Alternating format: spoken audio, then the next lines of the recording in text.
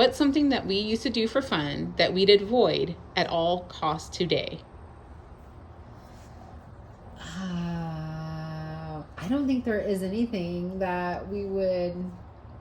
I think we're both pretty open and playful still. I was gonna say, I was thinking that. I think we're still down. Yeah, I don't think that we would like be like, no, I'm not doing that. Yeah. You know, yeah. Because it's like if we were to go, let's go walking in the rain. Okay. Let's go walking in the snow. Okay.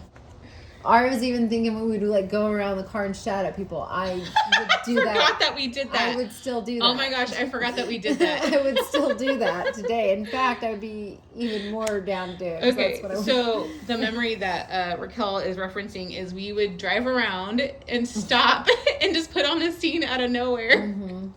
And so like... or just like make weird sounds at people really loud. Like... Yeah. Yep. Finish the sentence. You're the only person I can blank with. You're one of the only people that I can banter with, and like we can have a conversation and laugh and just make everything a joke. Like, yeah. You know, and just enjoy and just have like and just enjoy the moment and enjoy the time. Yeah. Like it's hard to, even if I do that with other, like I've found other people as I've gotten older that I can do that with, but it's still difficult. There's not that many people that you can just, you know, like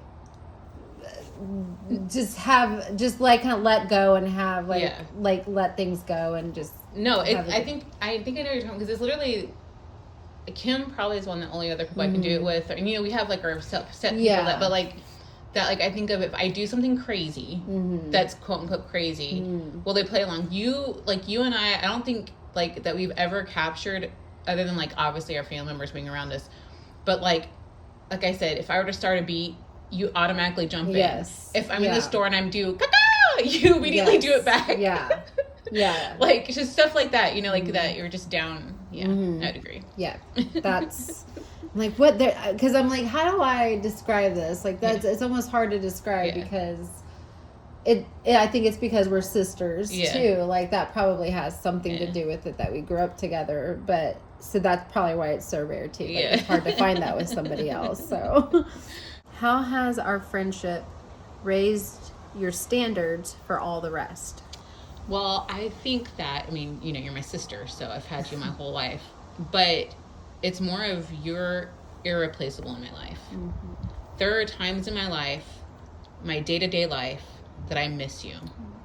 Because, as we were talking about earlier, I'm not going to freaking cry.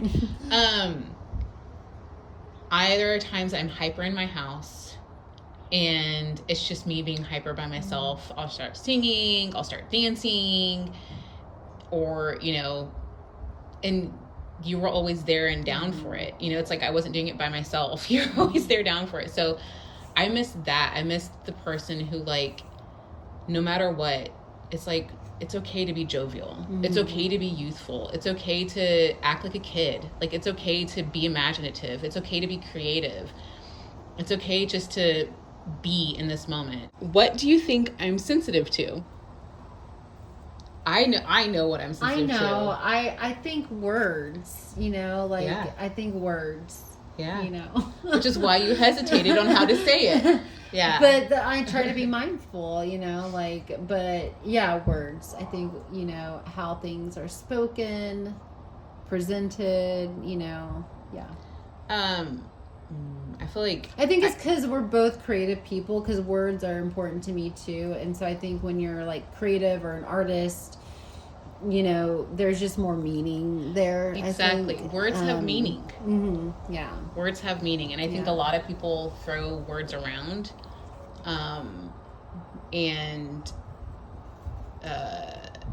Because our words drive our actions too. So people can say actions, but really...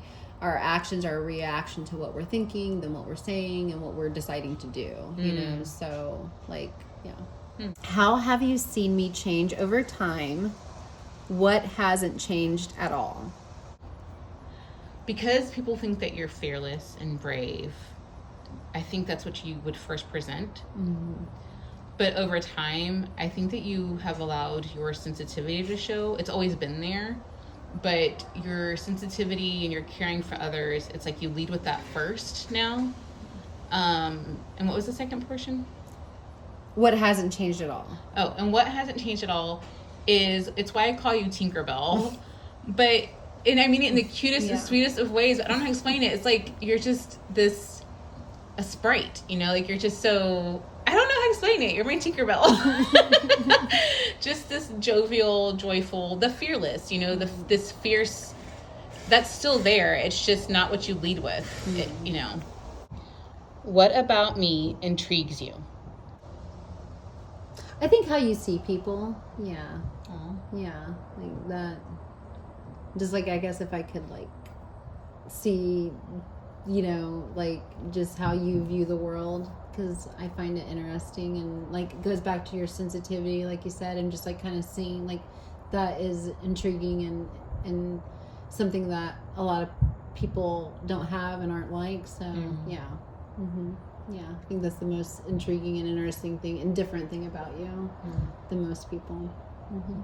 You mean like how I just see people for who they are? It's how, well, just all around, like how you perceive people and how you receive and perceive things, like in a different lens. It's just coming from a different lens than what most people come from. Like most people come from a very static, like perception, and you're looking at things and almost like a mosaic kind of way. Like I feel like it goes back to the empathy. Like you're like it's almost like you're looking in and out of the, like trying to see all the different nuances in the picture, in the situation, you know? Yeah. And so, yeah. I didn't even realize that you picked that up for me. Like, well, it goes back to the word, like it goes back to your over personality. Like even the way you are, like you just view things in a very different way. Yeah. Like, yeah. So it's like, and I had to try to explain this to people. It's because I don't see, it's like I see things in 3D and then past that. Does that make sense? It's like, I don't know how to, it is that, what you said, it's everything's a very layered, everything is layered to me. And so when I look at things, I don't just see that one thing. I see all the layers of it. Does that make sense? So. What character would I play in a movie? I honestly think you'd be a good detective. Yeah. Like, I think it just encompasses your whole personality, like, in a good way. Like, it would, like, I think you would be, like, the lead detective in a mystery case, and you would definitely solve it. Like, I think you would play a really good, like, detective. Like, I could see you in a suit and running people down, and like, I don't know, I could just see you taking on that role really good. Like, at first I was gonna say Betty Boop, but like I was more thinking physical when that first thought came in my head, especially because the way your hair is right now, short. But personality wise, definitely detective. But like you could do a Betty Boop type of like role too. Oh, like, thank you. And the movie character I've always related to is freaking Sandra Bullock's character from Miss Congeniality. Yeah, that's what I was thinking. Like nothing too serious, like nothing super serious, but a detective role there's playfulness, but there's still yes. Because I've always like told people like that part where she's coming out of the hangar and she's all dressed up, walking, and then she trips and falls and gets back up. That is completely me. Yes, like me wrapped up all into one moment. Yes.